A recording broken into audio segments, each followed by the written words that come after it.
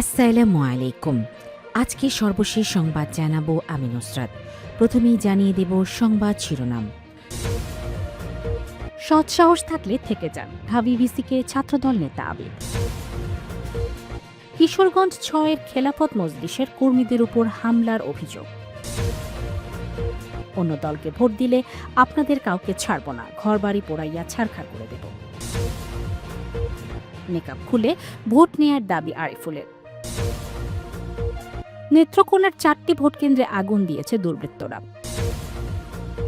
সর্বশেষ জানাবো পশ্চিম তীরকে ইসরায়েলের সংযুক্তির বিরোধিতায় ট্রাম্প। শিরোনাম শুনলেন, এবারে বিস্তারিত। সৎসাহস থাকলে থেকে যান, ঢাবি ভিসিকে ছাত্রদল নেতা আবিদ।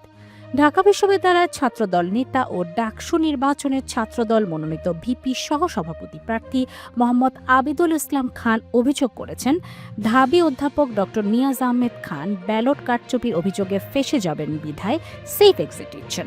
মঙ্গলবার ১০ ফেব্রুয়ারি বিকেলে ফেসবুকের এক পোস্টে অভিযোগ করেন তিনি। পোস্টে তিনি লেখেন, নীলক্ষেত সংক্রান্ত ব্যালট কারচুপির অভিযোগে ফেঁসে যাবেন বিধায় আগেই ডেনমার্কের উদ্দেশ্যে সেফ এক্সিট নিচ্ছেন ঢাবি ভিসি নিয়াজ স্যারকে অনুরোধ করব, সৎ সাহস থাকলে আপনি থেকে যান। এদিকে আসন্ন ত্রয়োদশ জাতীয় সংসদ নির্বাচনের পর দায়িত্ব থেকে সরে দাঁড়াতে আগ্রহ প্রকাশ করেছেন অধ্যাপক ড নিয়াজ আহমেদ খান। তবে তিনি স্পষ্ট করেন, হঠাৎ করে কোনো শূন্যতা বা প্রশাসনিক অচলাবস্থা সৃষ্টি করার পক্ষে তিনি নন। এই কারণে সরকার ও সংশ্লিষ্ট মহল চাইলে নির্দিষ্ট সময় পর্যন্ত দায়িত্ব পালনে তিনি রাজি আছেন। কিশোরগঞ্জ ৬-এর খেলাফত মজলিসের কর্মীদের উপর হামলার অভিযোগ। কিশোরগঞ্জ ৬ আসনের ভৈরব কুলিয়ারচর ১১ দলীয় জোট প্রার্থী বাংলাদেশ খেলাফত মজলিসের মনোনীত প্রার্থী আতাউল্লাহ আমিনের গণসংযোগের সময় নারী কর্মীদের উপর হামলা চালানোর অভিযোগ উঠেছে। সোমবার ৯ ফেব্রুয়ারি বিকেলে ভৈরব পৌর শহরের ভৈরবপুর উত্তরপাড়ায় হামলার ঘটনা ঘটে। সোমবার রাতে ভৈরব উপজেলা নির্বাহী কর্মকর্তা ইউএনও কে এম মামুনুর রশিদের কাছে লিখিত অভিযোগ দেওয়া হয়। অপরদিকে হামলার অভিযোগ অস্বীকার করেছে ভৈরব উপজেলা বিএনপি। নারী ভোটারদের প্রলোভন দেখিয়ে কম্বল, বোরকা, চাদর বিতরণ করা হচ্ছিল বলে জানান তারা। এই বিষয়ে এনসিপির কিশোরগঞ্জ জেলার সাংগঠনিক সম্পাদক শরীফুল হক জয় বলেন, সকাল থেকে আমাদের প্রার্থী আতাউল্লাহ আমিনকে নিয়ে গণসংযোগে ছিলাম। তার বাড়ির পাশে আমানত ইসলামী স্কুল, এটি ওই প্রার্থীর পরিবারের সদস্যরা পরিচালনা করেন। ট্রাস্টি বোর্ডের অর্থায়নে নির্বাচনের তফসিল ঘোষণার আগে কম্বল বিতরণ করা হয়। কম্বলের কিছু সেখানে রয়ে যায়। আজ বেলা ২:৩০টার দিকে আতাউল্লাহ আমিনের বাড়ির সামনে থেকে কিছু নারী তার পক্ষে মিছিলের প্রস্তুতি নিচ্ছিলেন।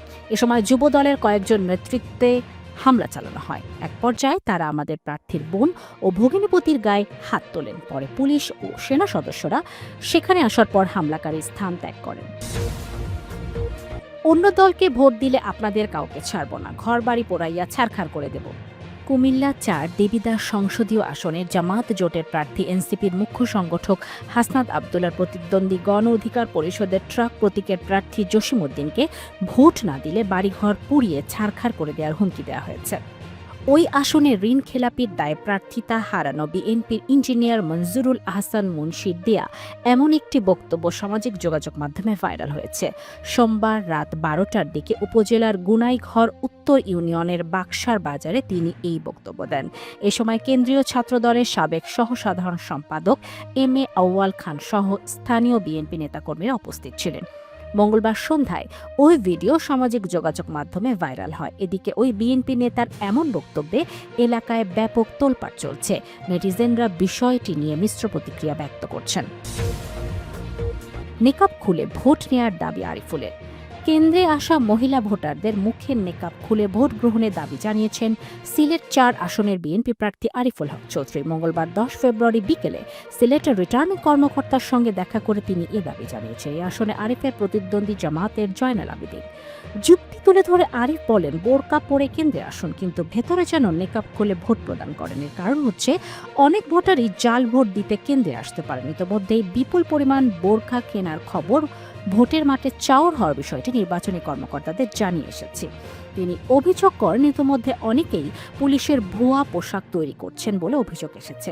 সীমান্তবর্তী অনেক কেন্দ্রেই রয়েছে যেগুলোতে যাতায়াতের ব্যবস্থা নেই। কেউ কেউ ব্যালট বাক্স ছিনতাইয়ের চেষ্টা করতে পারে। এই কারণেই এসব এলাকায় বেশি সংখ্যক আইন শৃঙ্খলা রক্ষাকারী বাহিনী মোতায়েনের দাবি জানিয়েছেন তিনি। নেত্রকোনার ৪টি ভোট কেন্দ্রে আগুন দিয়েছে দুর্বৃত্তরা। নেত্রকোনা সদর উপজেলার 4টি ভোট কেন্দ্রে আগুন দিয়েছে দুর্বৃত্তরা।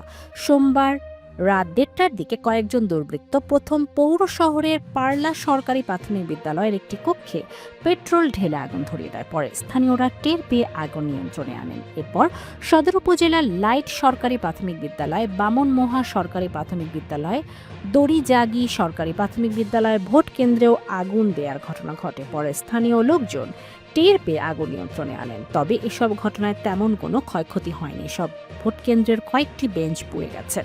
খবর পেয়ে মঙ্গলবার সকালে পুলিশ সহ আইন শৃঙ্খলা বাহিনীর সদস্যরা ঘটনাস্থল পরিদর্শন করেন। ঘটনাস্থল পরিদর্শন করে সদর সার্কেলের অতিরিক্ত পুলিশ সুপার সজল কুমার সরকার বলেন, আতঙ্ক সৃষ্টি করতে দুর্বৃত্তরা এমন ঘটনা ঘটাতে পারে বলে ধারণা করা হচ্ছে। সিসি ক্যামেরার ফুটেজ বিশ্লেষণ করে ঘটনার সঙ্গে জড়িতদের আইনের আওতায় আনার চেষ্টা চলছে।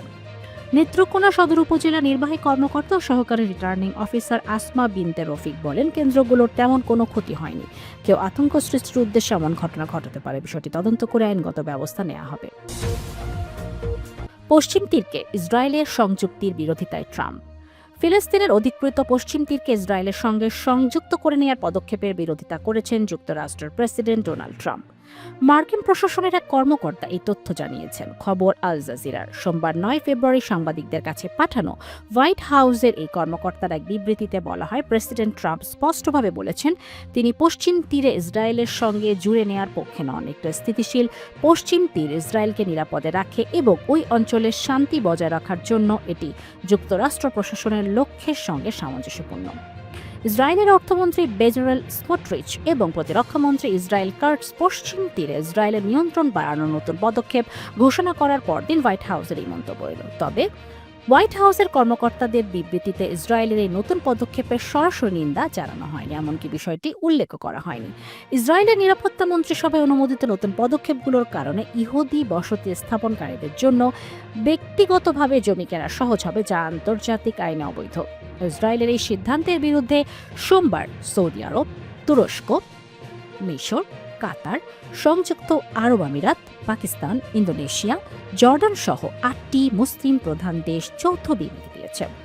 দেশগুলোর পদক্ষেপটিকে অবৈধ এবং ফিলিস্তিনি জনগণকে উচ্ছেদ করার প্রচেষ্টা বলে অভিহিত করেছেন। জাতিসংঘ মহাসচিব অ্যান্টোনিও গুতেরেসও ইসরায়েলের পদক্ষেপে নিন্দা জানিয়েছেন। তার মুখপাত্র স্টিফেন ডুজারিক সংবাদ সম্মেলনে বলেন, সিদ্ধান্তগুলো ইসরায়েল ও ফিলিস্তিন দ্বিরাষ্ট্র সমাধানের সম্ভাবনা থেকে আমাদের আরও দূরে সরিয়ে দিচ্ছে। যুক্তরাজ্য সরকার এক বিবৃতিতে ইসরায়েলের সিদ্ধান্তকে সম্পূর্ণ অগ্রহণযোগ্য এক আন্তর্জাতিক আইনের পরিপন্থী বলে বর্ণনা করেছে। তারা অবিলম্বে এই সিদ্ধান্ত বাতিলের জন্য ইসরায়েলকে আহ্বান জানিয়েছে।